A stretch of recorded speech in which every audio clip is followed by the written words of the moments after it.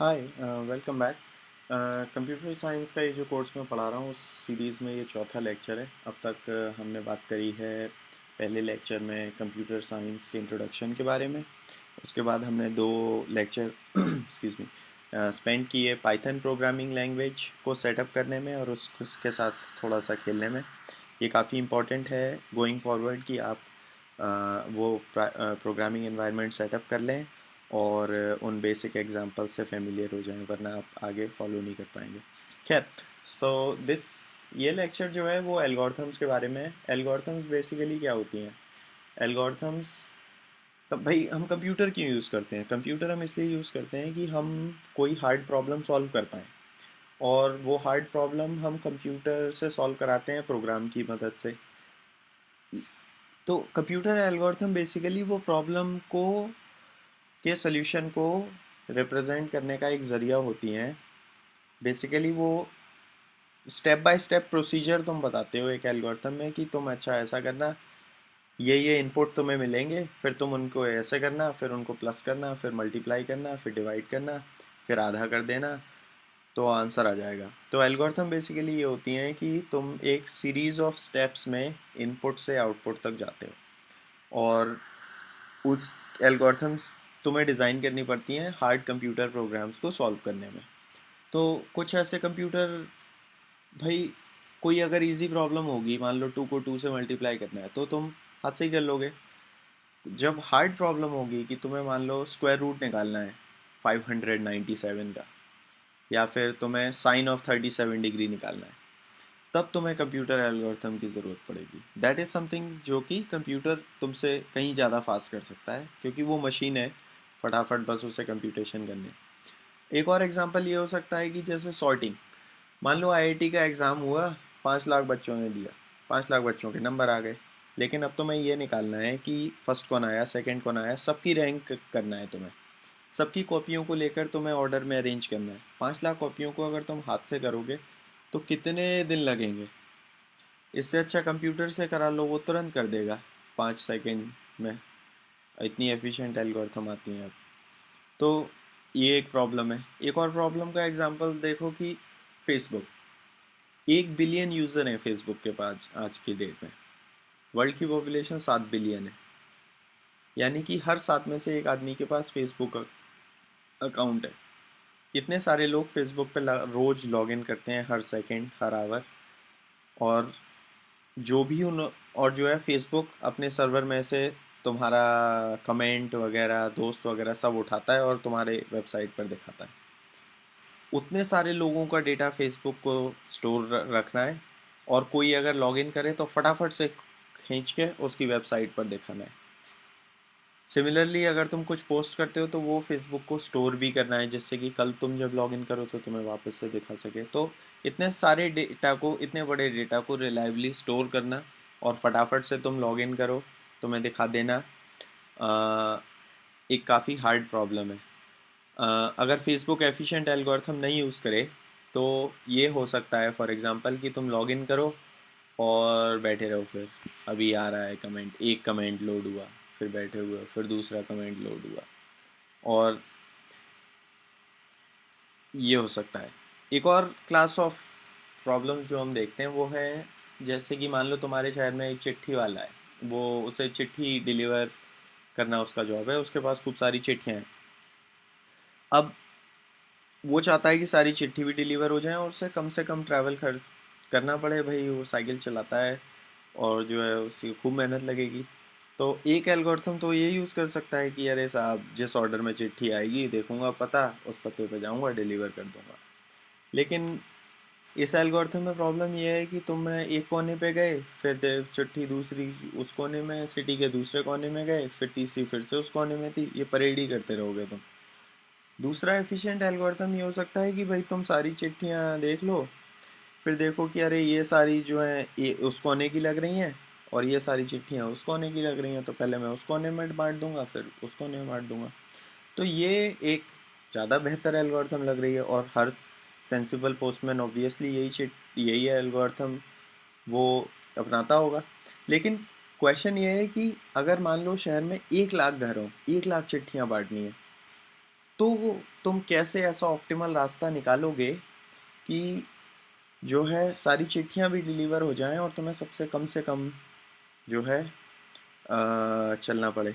इसे travelling salesman problem कहते हैं और ये एक बहुत ही इंपॉर्टेंट क्लास ऑफ प्रॉब्लम है जो कि हर जगह पाई जा सकती हैं। Airplane, flight management, railway time scheduling और रेलवे पाथ कहाँ कहाँ से गुजरे, इन सब में कई जगह इसके एप्लीकेशन आते हैं।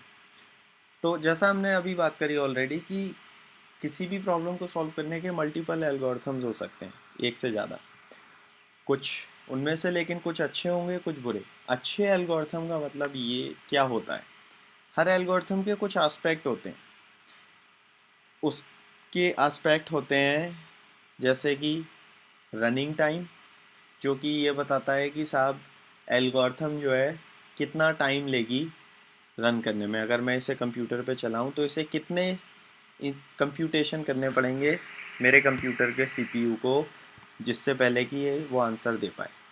आंसर निकालने में कितना टाइम लगेगा, ये यानी कि रफली सीपीयू कितनी बार चलेगा या उसे कितने कंप्यूटेशन करने पड़ेंगे। दूसरा यार्डस्टिक होता है, दूसरा जो फैक्टर होता है वो ये कि एल्गोरिथम को मेमोरी कितनी चाहिए। ऐसा हो सकता है कि कोई एल्गोरिथम फास्ट चलता हो लेकिन मेमोरी इतनी खाता हो कि तुम्हारे रैम में ही जगह ना हो, या फिर बेसिकली कोई एल्गोरिथम अगर ज़्यादा मेमोरी लेता है और मान लो तुम्हारी रैम में उतनी जगह है भी, तो भी वो प्रेफर्ड इसलिए नहीं है कि कल को अगर किसी ने बड़ी प्रॉब्लम दे दी, अभी तो तुम वो प्रॉब्लम सॉल्व कर पा रहे हो, कल को तुम्हारी वेबसाइट पर दुगने लोग आने लगे, या तुम्हारा दुकान चलाते हो, दुकान में दुगने ग्राहक आने लगे, तो वो प्रॉब्लम सॉल्व करने में अचानक से दुगनी मेमोरी लगेगी और रैम ख़त्म भर गई, तो तुम नहीं कर पाओगे सॉल्व। तो ओवरऑल मेमोरी बचाना इज़ अ गुड आइडिया।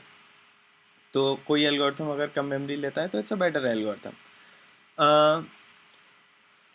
कभी, और ये मतलब प्रैक्टिकल प्रॉब्लम है, ये कोई एब्स्ट्रैक्ट प्रॉब्लम नहीं है, गुड और बैड एल्गोरिथम। अभी हम लेटर सीरीज़ में हम पढ़ेंगे एक एल्गोरिथम सॉर्टिंग, जो कि ये होता है कि भाई सबकी कॉपियाँ अरेंज कर दो फर्स्ट रैंक से लेकर लास्ट रैंक तक। ये सॉर्टिंग प्रॉब्लम कहते हैं। इसे इसके एफिशिएंट एल्गोरिथम जो हैं वो, अगर n नंबर सॉर्ट करने हैं, अगर मान लो 100 नंबर 80 नंबर सॉर्ट करने हैं, तो एक efficient algorithm n into log n लेती हैं, और जो उतनी एफिशिएंट नहीं है वो n स्क्वायर टाइम लेती हैं।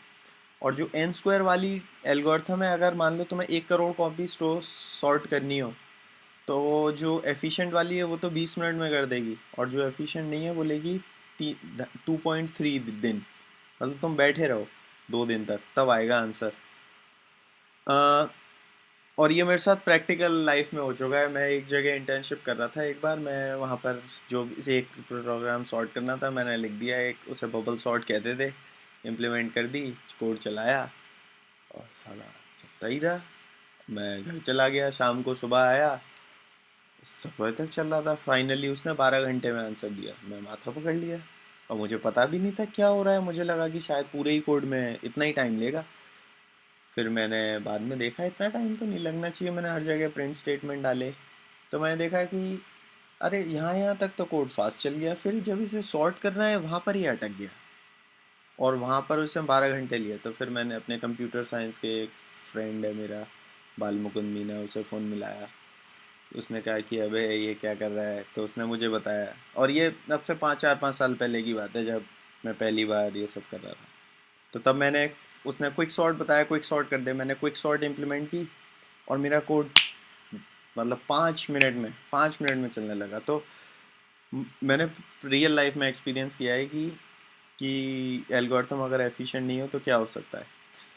खैर, तो आज हम यही आइडिया को एक्सटेंड करेंगे, और आइडिया प्रॉब्लम हमें ये सॉल्व करनी है कि हमें एक नंबर है 42, उसका स्क्वायर रूट फाइंड करना है।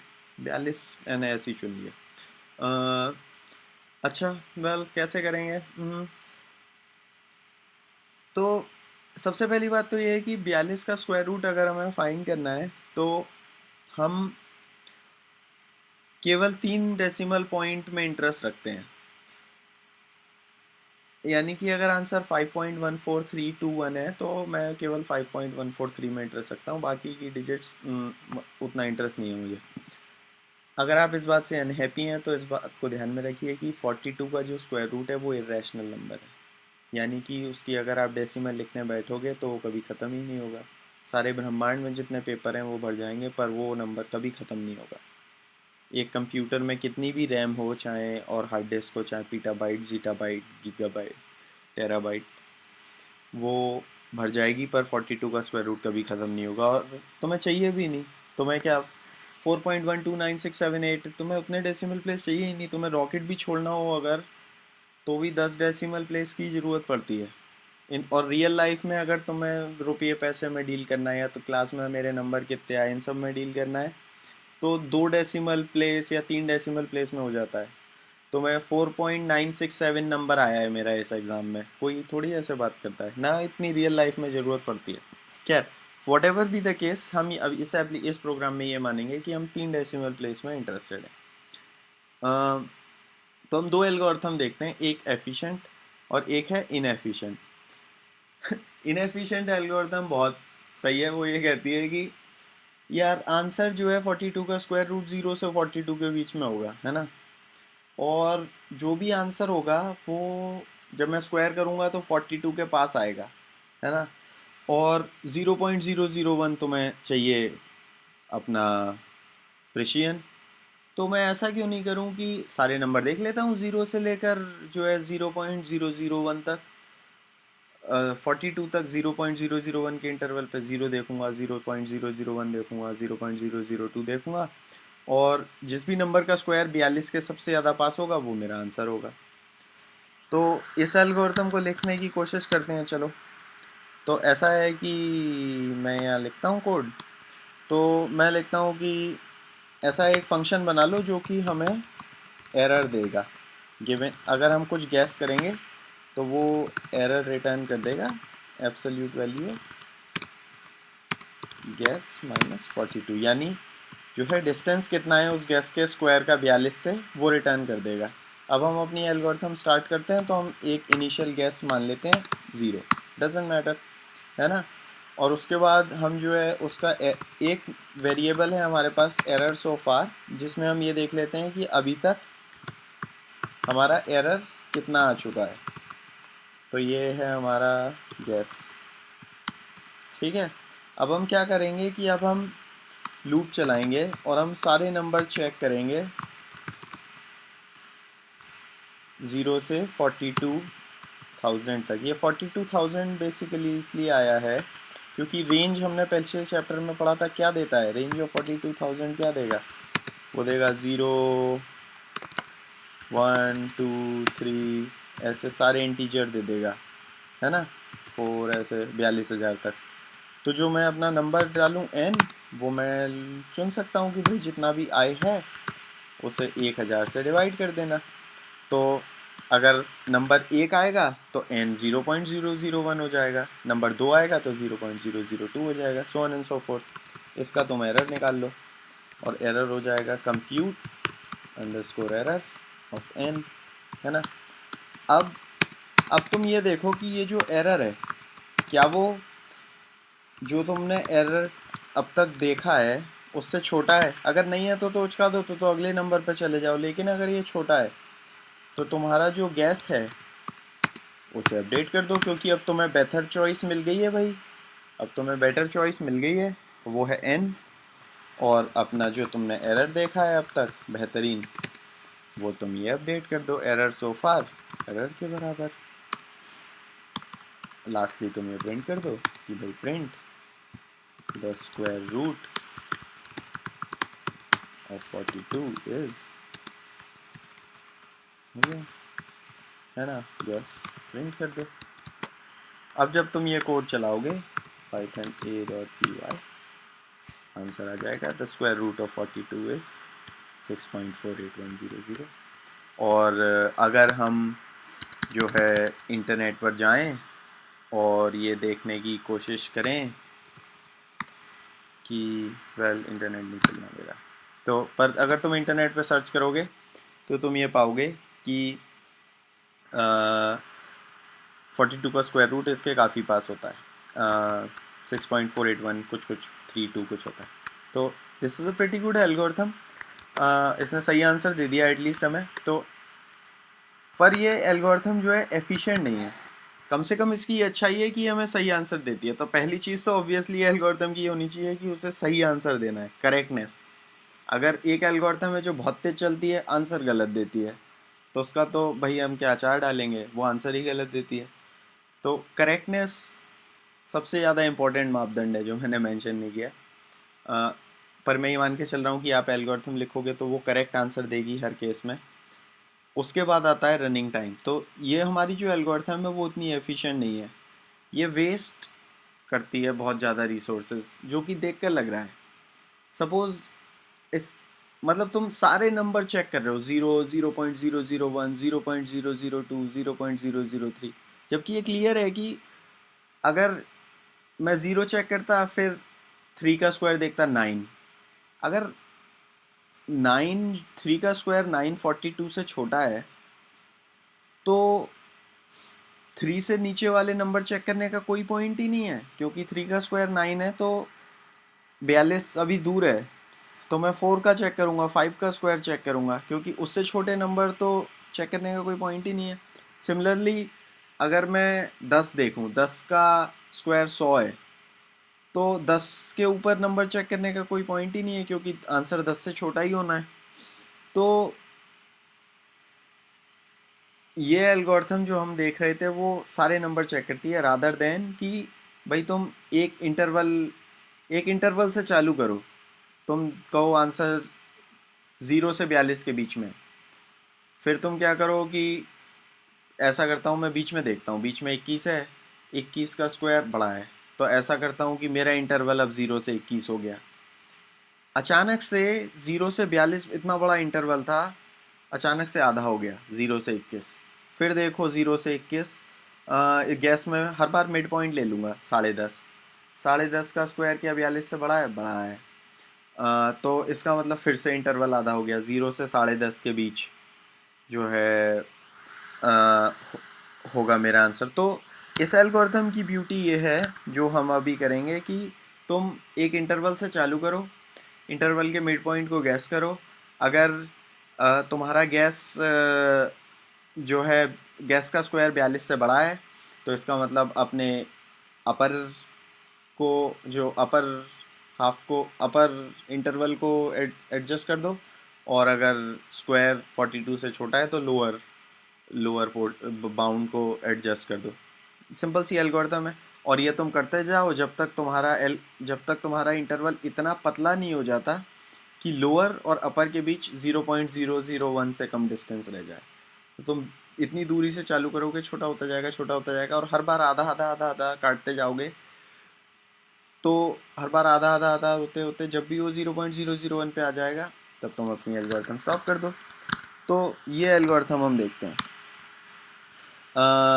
अगेन हम ये देख सकते हैं कि हमारा एक लोअर होगा जो कि होगा 0, अपर होगा हमारा 42, और एक फंक्शन हम निकाल लेते हैं कंप्यूट गैस, जो कि हमें क्या करेगा, गिवन लोअर और अपर हमें हमारा गैस होगा आधा, मिड पॉइंट दे दो लोअर और अपर का, तो हम रिटर्न कर देंगे 0.5 इंटू लोअर प्लस अपर।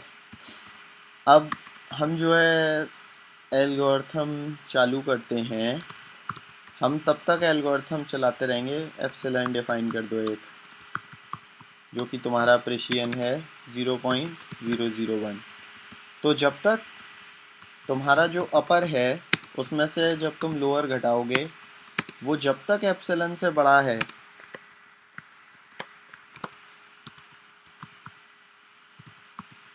तब तक तुम ये एल्गोरिथम चलाते रहोगे। और हर इटरेशन में तुम क्या करोगे, सबसे पहले तुम गैस निकालोगे कि भाई मेरा गैस जो है वो है compute underscore gas lower comma upper. फिर तुम चेक करोगे कि क्या गैस का जो स्क्वायर है, यानी गैस इनटू गैस, वो 42 से बड़ा है। अगर हाँ, अगर वो 42 से बड़ा है तो तुम्हारा जो अपर बाउंड है उसे गैस कर दो डिक्लेयर, क्योंकि तो मतलब 0 से 42 चेक कर रहे हो, मिड पॉइंट 21 है, तो 21 से ऊपर बड़े नंबर चेक करने की ज़रूरत ही नहीं है, तो अपना अपर बाउंड 42 को हटाकर 21 कर दो, वरना एल्स जो तो वरना ये छोटा होगा, गैस इनटू गैस 42 से छोटा होगा, उस केस में अपना लोअर बाउंड अब अपडेट कर दो। और हर बार ये प्रिंट करते जाओ कि प्रिंट कि the interval is lower comma upper, मतलब कि मैं यहाँ प्रिंट कर देता हूँ लोअर कॉमा अपर।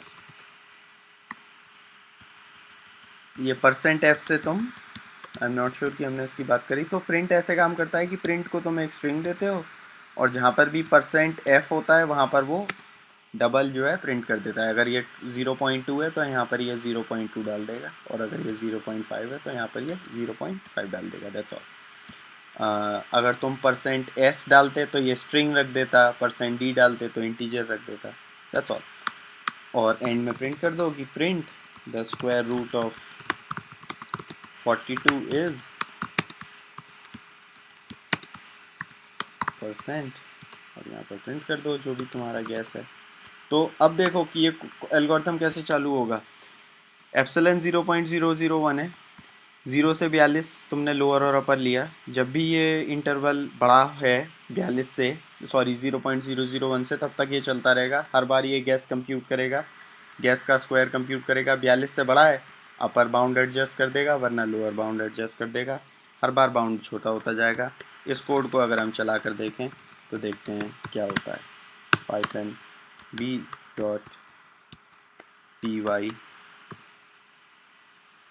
पाइथन b.py ये हमने कोड चलाया। इंटरवल शुरू में 0 से 42 था, उसके बाद इंटरवल 0 से 21 हुआ, उसके बाद इंटरवल 0 से 10 10:30 हुआ, फिर अब लोअर बाउंड 5:15 से 10:30, 5:15 से 10:30, फटाफट फटाफट फटाफट। और जो है इतनी जल्दी, पिछला वाला कोड 0.001 0.002 42,000 बार चलता है, और ये कोड 16 बार। हर चीज़ को आधा करना इतनी एफिशिएंट एल्गोरिथम होती है, क्योंकि तुम अगर 3 बार भी चला लोगे तो 8 गुना इंटरवल कम हो गया, और 10 बार चला लिया तो 1000 गुना कम हो गया। तो ये जो क्लास ऑफ एल्गोरिथम हमने पढ़ी है, इसकी पावर ये है कि ये सिर्फ 16 बार में कन्वर्ज हो गई, और सही आंसर है इसने हमें दे दिया 6.481, जिस 3 डेसिमल प्लेस तक हम इंटरेस्टेड हैं, और जो है सिर्फ 16 बार में कन्वर्ज हो गई।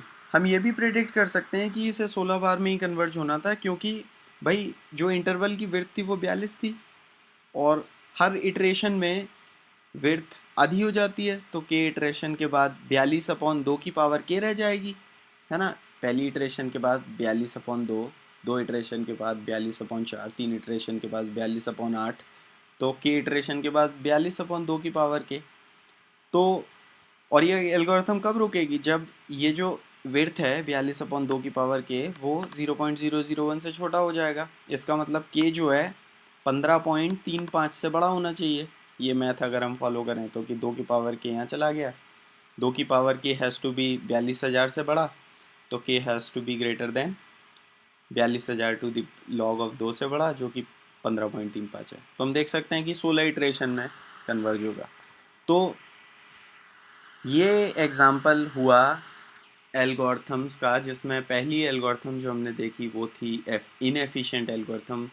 वो सारे नंबर सर्च कर रही थी, सारे 42,000 पॉइंट उसने सर्च किए, वर्सेस दूसरी एल्गोरिथम जिसने कि लॉग एन में काम कर दिया, और 42,000 का अगर हम लॉग लेंगे तो सिर्फ 16 रह जाएगा।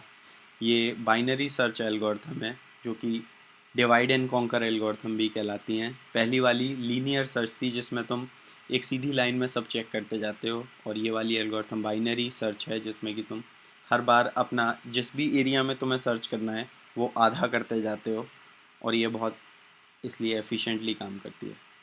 तो कंक्लूड करें अगर इस चैप्टर को, तो हमने बेसिकली बात करी एल्गोरिथम्स की, रियल लाइफ में एल्गोरिथम्स कहाँ कहाँ यूज़ होते हैं, और हमने बहुत क्विकली जितना टाइम ने हमें परमिट किया है इसकी भी बात करी।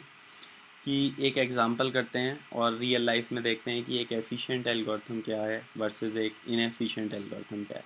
और हम आगे लेक्चर्स में कई सारे कंप्यूटर एल्गोरिथम्स देखेंगे, एफिशिएंट भी देखेंगे, इनएफिशिएंट भी देखेंगे।